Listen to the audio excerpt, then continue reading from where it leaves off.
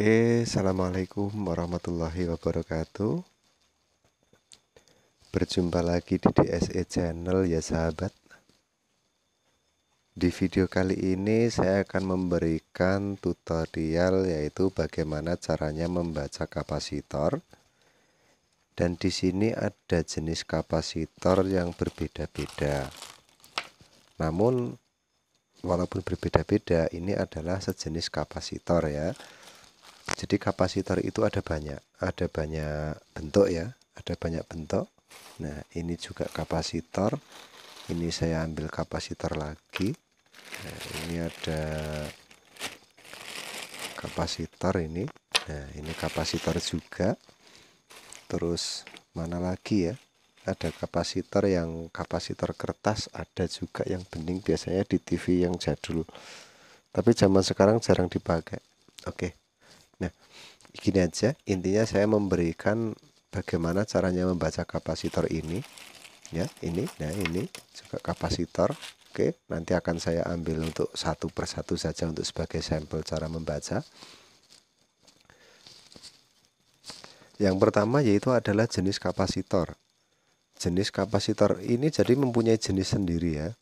Jadi kalau misalkan kapasitor yang seperti ini yang bentuknya merah dan mengkilap, merah muda merah tua mengkilat, ini adalah sering disebut kapasitor polistar, atau kalau misalkan bahasa mudahnya yaitu adalah kapasitor Miller. Nah, seperti itu. Nah, ini jadi kalau misalkan saya menyebutnya ini adalah kapasitor Miller, yang lebih enaknya itu kapasitor Miller begitu saja. Kalau ini adalah kapasitor Miller, kapasitor Miller itu ada banyak ya. Ada yang seperti ini ya. Ini juga termasuk Miller ini. Nah, ini adalah polistar juga yang warna hijau. Ini kapasitor polistar, kapasitor Miller. Kalau yang kapasitor macam seperti ini adalah kapasitor keramik ya, atau kapasitor biasa. Nah, ini kapasitor biasa, kapasitor keramik. Sedangkan yang ini adalah kapasitor elektrolit. Kalau yang sering disebut yaitu adalah elko ya. Ini adalah elko. Kebetulan ini adalah elko untuk supply 1 daya B+ ya, untuk supply B+ TV dengan ukuran 47 UF 160 volt. Nah, oke, di sini saya akan menerangkan bagaimana caranya membaca kapasitor. Yang pertama adalah kapasitor keramik terlebih dahulu. Kalau ada ukuran di sini, di bodinya tertera ukuran, ini tidak fokus ini HP-nya. Nah, 471K 2KV. Nah, ini ukurannya berapa? Apakah 471 atau 47 saja atau 470? Nah, sebenarnya seperti ini cara membacanya ya. Jadi angka yang terakhir, jadi kan kapasitor memiliki 3 angka ya. 471 misalnya. 471 itu angka yang kedua, angka yang pertama dan kedua itu adalah angka nomor saja ya. Jadi kita nulisnya 47. Nah, 47 di belakang itu ada angka 1. 1 itu berarti 0. Jadi menunjukkan seperti ini. 47 tambah 0. Nah, jadi ukurannya adalah 470. Jadi 470 ini tergantung dari kapasitornya. Ada yang 470 nano, 470 PF. Biasanya kalau misalkan dari keramik, kapasitor keramik itu disebutnya P ya, 470P. Jadi 470P itu adalah 471. Cara menghitungnya seperti itu. Itu setahu saya. Ini kalau maksudnya keramik, ini 471. Nah, kalau misalkan ukuran yang lebih besar sedikit, yaitu adalah, soalnya saya nggak punya yang baru saya. Ini saya modal begitu saja. Nah, 103 ini ukurannya berapa? Apa 103? Ya. Apa 103 atau berapa ini? Nah, cara menghitungnya juga sama. Yang jadi hitungan itu adalah angka pertama dan angka kedua. 103 ya. 10. Nah, setelah itu di belakangnya ada angka 3. Angka 3 ini berarti menunjukkan nolnya 3 kali. 0, 0, 0. Nah, 0, 0, 0. Nah, berarti ukurannya ini adalah 10.000. 10.000 itu, ini 10.000 ini bisa dibilang, ada yang bilang kalau kapasitor ini, jadi saya juga masih rada keder ya. Saya masih rada keder. Saya mau menjelaskan, tetapi saya juga masih keder. Ada yang bilang 10.000 ini adalah 10 nano. Dan ada juga yang bilang 10.000 ini adalah 10 PF. Tetapi kalau misalkan saya yang jadi acuan seperti ini. Kalau misalkan ini adalah 103, berarti intinya 10N. Kalau saya cuma seperti itu saja, 10N berarti nano. Itu kalau ukuran saya. Nah, kenapa saya bilang 10N? Karena ini adalah 10N, setiap 10N adalah 10.000. Sepengetahuan saya cuma seperti itu saja. Kalau misalkan hal yang lain saya tidak tahu, karena saya tidak mengikuti kursus dalam bidang elektronik yang sampai setinggi langit. Nah, sepengetahuan saya, karena saya juga belajar elektronik juga bisa dibilang autodidak tanpa kursus juga. Cuma saya membaca kapasitor ini sudah lama dengan cara seperti itu, dan alhamdulillah alhasil bisa sama ya. Jadi kalau cara bekerjanya, nah ini tadi ini berapa volt ya. Kalau biasanya kapasitor yang semacam ini, kapasitor semacam ini ya, sejenis ini biasanya bekerjanya di bawah 100 volt.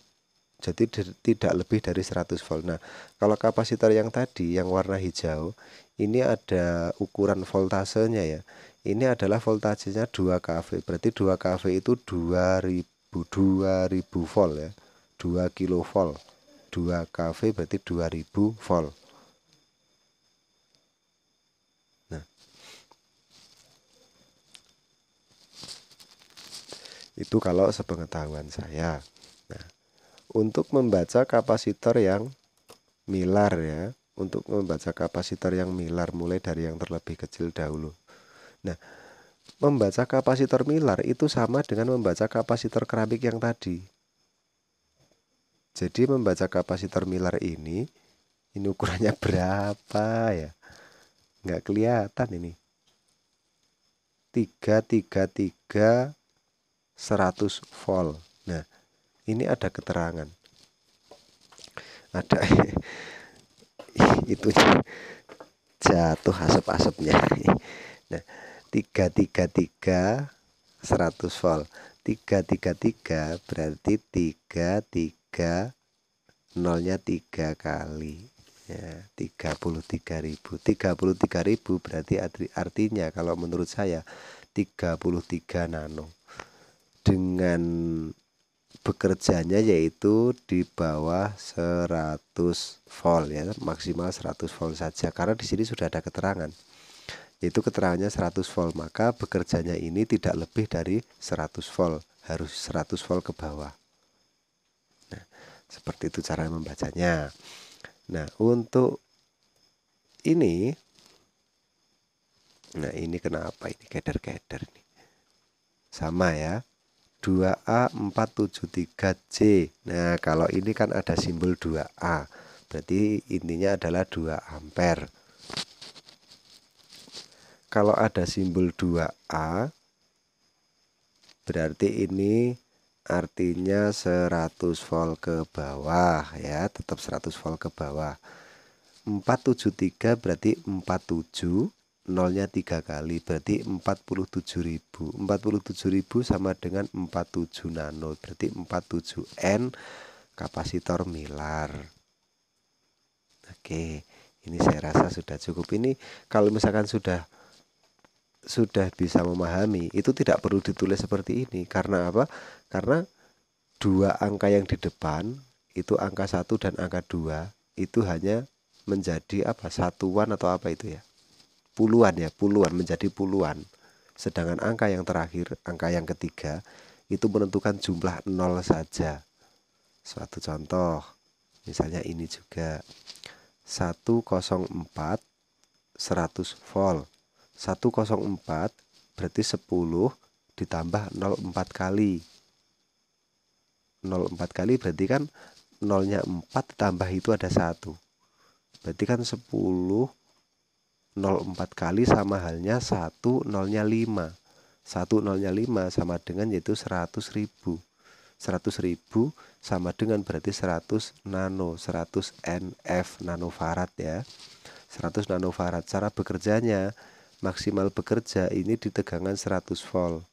Jadi 100 volt ke bawah harusnya. Nah, sama cara menghitungnya seperti itu. Untuk kapasitor yang jenis ini sama juga. Misalnya, nah, ini untuk kapasitor horizontal televisi Polytron. Biasanya menggunakan 123J 2000 volt. 123J 2000 volt berarti 12 nolnya 3 kali berarti 12.000. 12.000 berarti 12 nano. Dengan cara bekerja maksimal tegangan di 2000 volt. 2000 volt berarti sama dengan 2 kV kalau disingkat. Ini seperti itu ya. Nah, ada juga yang bentuknya seperti ini warnanya biru. Ada juga bentuknya seperti ini yang warna abu-abu. Nah, apakah itu sama? Sama ya. Sama. Itu hanya beda fisiknya saja tetapi fungsinya sama. Keterangannya juga ada yang kalau misalkan bawaan dari TV Polytron itu kan bentuknya abu-abu dan persegi kotak ya. Apa namanya persegi? Pokoknya persegi lah intinya gitu aja. Persegi panjang atau persegi kotak atau apa. Nah, digantikan dengan yang jenis ini apakah bisa? Bisa. Asalkan nilainya sama. Jadi 123 J 2000 volt atau 2 kV. Tulisannya seperti itu. Atau 12 N biasanya tulisannya seperti itu disingkat. Coba saya cari ya. Barangkali ada di sini. Sebentar. Nah, ini ada.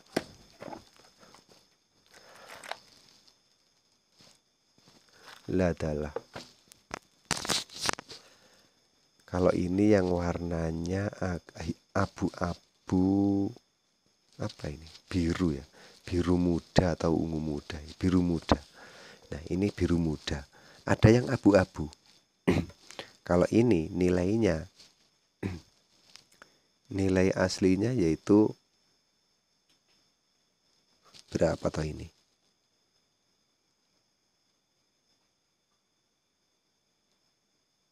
Tidak terlihat ini.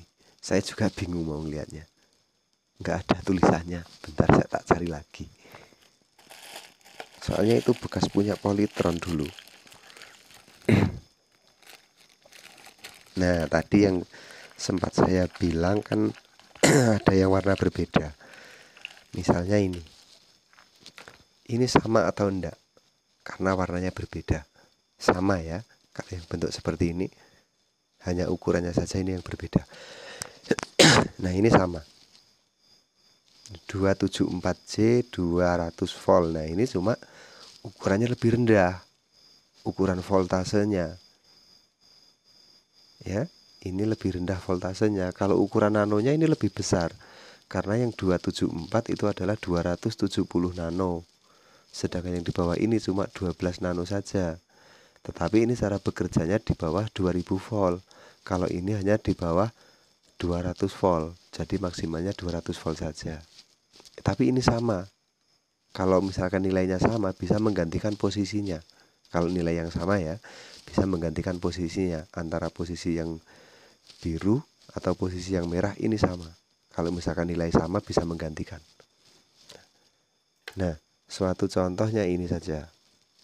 Saya mengambil yang,